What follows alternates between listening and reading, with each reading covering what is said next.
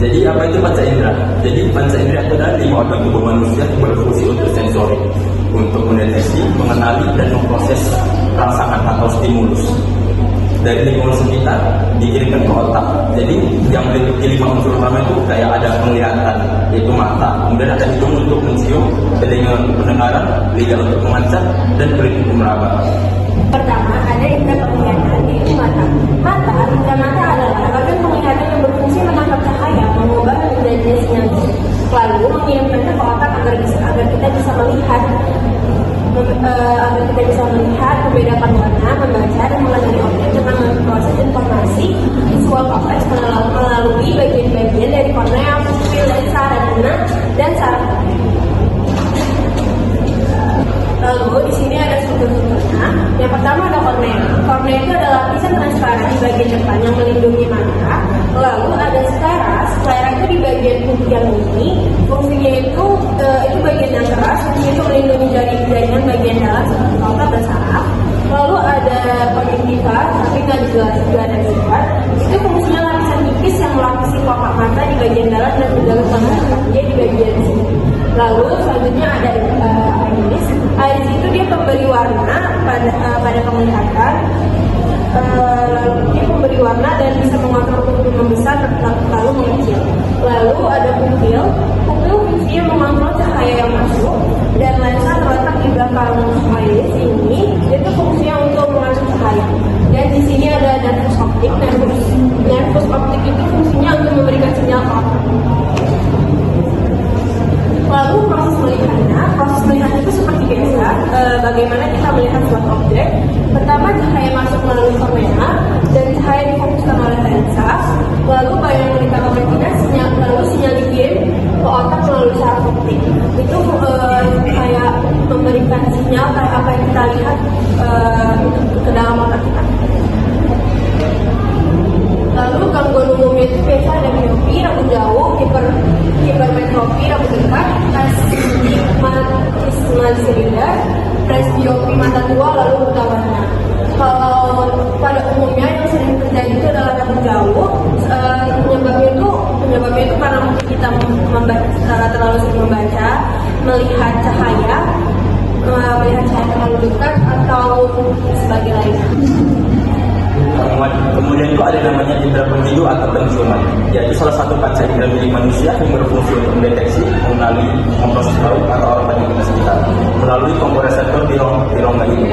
Salah satunya itu ada namanya sel olfaktori. Jadi sel olfaktori itu berfungsi untuk menangkap zat. Letaknya itu ada di hidung bagian dalam kaki di bagian atas ini. Habis ditangkap zatnya itu lalu dia dikirim ke otak untuk diinterpretasi. Jadi interpretasi di sini itu lebih kayak misalnya dia mengirim zat ke otak, lalu otak itu menyimpulkan kalau itu misalnya memang zat asam, jadi zat asam lah yang akan dicium sekarang itu. Kemudian itu dia berfungsi untuk berperan penting dalam mendeteksi bahaya dan memori. Jadi di sini ada struktur hidung, ada tulang hidung, serabut saraf pembau atau olfaktori tadi, serabut saraf ke otak, lendir, dan silia saraf pembau. Jadi di sini yang bisa dijelaskan misalnya kayak tulang hidung, dia itu untuk pembentukan tulang hidung pada biasanya. Kemudian itu ada serabut saraf pembau olfaktori, itu yang menangkap zat kimia yang tadi dikematerikan. Jadi bentuknya inilah dari dia nanti tangkap zat di sini kemudian baru dikirim ke otak.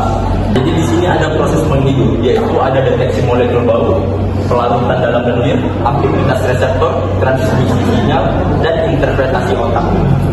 Nah, jadi ini ada gangguan umum yang terjadi pada penghidung, yaitu ada pilek, sinusitis, alergi, mimisan, dan polit hidung.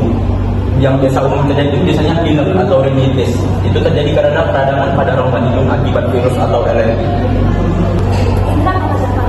Tidak adalah organ visual berotot fleksibel yang terletak di dasar rongga mulut, warna merah muda, dan televisi sama lendir. Sebagai organ visual yang utama, tidak memiliki papila untuk merasakan makanan serta tukaran sinyal dalam mengatur proses pencernaan, kemudian dan pencernaan. Artikulasi bicara dan menjaga fungsi emosi. Jadi fungsi indera adalah mengenali rasa dari makanan dan minuman.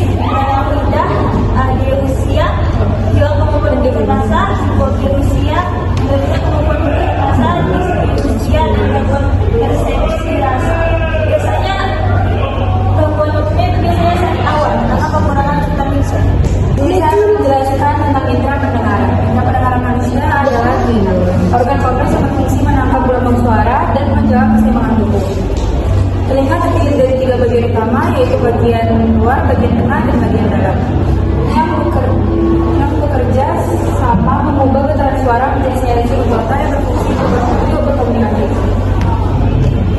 Daun telinga, saluran telinga, genang telinga, tulang pantil, tulang landasan, 3 saluran tengah lingkaran, saraf pendengar, rumah siput atau koklea, tulang sambung berdi, saluran audisius. Sini ada daun telinga yang berfungsi menangkap dan mengumpulkan gelombang suara lalu mengarahkan ke dalam saluran telinga. Saluran telinga berfungsi untuk menyalurkan suara ke dalam telinga dan memproduksi kotoran telinga untuk merangkap kotoran atau serangga serta mencegah infeksi. Ada benang telinga yang berfungsi untuk batas antara telinga luar dan tengah, yang berfungsi menerima getaran suara dan mengubah menjadi getaran mekanis. Selanjutnya ada proses pendengaran. Yang pertama, gelombang bunyi ditangkap oleh daun telinga atau aurikular. Yang kedua, bunyi masuk melalui tiang telinga menuju gerak telinga. Yang ketiga, getaran bunyi menyebabkan gerak telinga bergetar. Yang keempat, getaran diteruskan dan diperkuat oleh tulang pendengaran. Yang kelima, getaran dari stapes menekan di telinga oval. Yang keenam, getaran menambah cairan ke dalam koklea. Yang ketujuh, getaran merangsang organ reproduksi. Yang kedelapan, rangsangan diubah menjadi saraf. Yang sembilan, terus diletakkan tali saraf auditori ke korteks auditori di otak. Dan yang terakhir, otak menginterpretasikan impuls sebagai bunyi. Gangguan umumnya yaitu otitis, serumen berlebih, tuli konduktif, tuli sensorial, dan tinnitus. Baiklah, di sini ada indera selama kulit, yaitu yang pertama sebagai mengeluarkan keringat, yang kedua sebagai untuk menjaga suhu tubuh, yang ketiga itu ada proteksi keluar, yaitu penjaga tubuh dari suhu lingkungan. Yang ketiga ada proteksi tubuh ke dalam, yaitu melindungi organ dalam tubuh. Yang keempat yaitu reseptor menerima rangsangan. Ini ada struktur kulit. Struktur kulit itu ada 3 lapisan. Yang pertama lapisan epidermis, yang kedua dermis, yang ketiga ada hipodermis. Yang pertama lapisan epidermis, yaitu lapisan terluar. Yaitu yang pertama ada stratum corneum. Stratum corneum itu lapisan kulit yang sedang mengupas. Yang kedua ada lapisan lucidum, lapisan kulit yang transparan, hanya ada di telapak tangan dan telapak kaki. Yang ketiga ada stratum granulosum, yaitu memberi pigmen warna. Yang keempat itu ada stratum spinosum, yaitu menjaga imun. Yang kelima itu ada stratum germinativum, yaitu sel membelah, regenerasi kulit. Yaitu yang kedua itu ada lapisan dermis, lapisan penjaga suhu tubuh. Yang pertama itu ada krause, yaitu merasakan dingin. Yang kedua itu ada rufini, merasakan panas. Yang ketiga itu ada pacini, yaitu merasakan tekanan atau getaran. Yang keempat itu ada ujung atau tebu saraf, yaitu merasakan rasa sakit. Yang kelima itu ada messenger, yaitu sentuhan atau perabahan. Yang ketiga itu ada lapisan hiperdermis, lapisan terdalam, yaitu terdiri dari sel lemak, ujung saraf tepi, pembuluh darah, pembuluh getah bening, berfungsi untuk bertahan terhadap benturan ke organ tubuh bagian dalam dan untuk menyimpan cadangan makanan dan mengatur suhu tubuh. Proses berapa yaitu ada rangsangan, reseptor mengubah rangsangan menjadi impuls saraf, baru impuls dihentarkan melalui saraf sensorik, baru impuls menuju sumsum tulang belakang dan otak. Otak menginterpretasikan rangsangan sebagai sensasi peraba. Selanjutnya itu ada gangguannya itu jerawat, panu, kudis, eksim, dan bisul. Kesimpulannya, indera adalah sistem sensori tubuh yaitu bagian mata, telinga, mulut, kulit, serta bagian telinga. Itu sistemnya sensori tubuh yang fungsinya untuk menerima rangsangan lingkungan dan menerima informasi ke otak. Ya, intinya fungsinya itu sebagai jendela dunia karena panca indera berfungsi menjaga kesehatan fisik dan mendukung penerbangan ini, sehingga kita bisa mengetahui atau kita bisa meraba, melihat, mendengarkan, mencium yang ada di sekitar lingkungan kita. Makanya bisa disebut jendela dunia. Sekian dari presentasi kami. Jika ada yang bertanya, bisa bertanya di kolom komentar. Maaf bila ada salah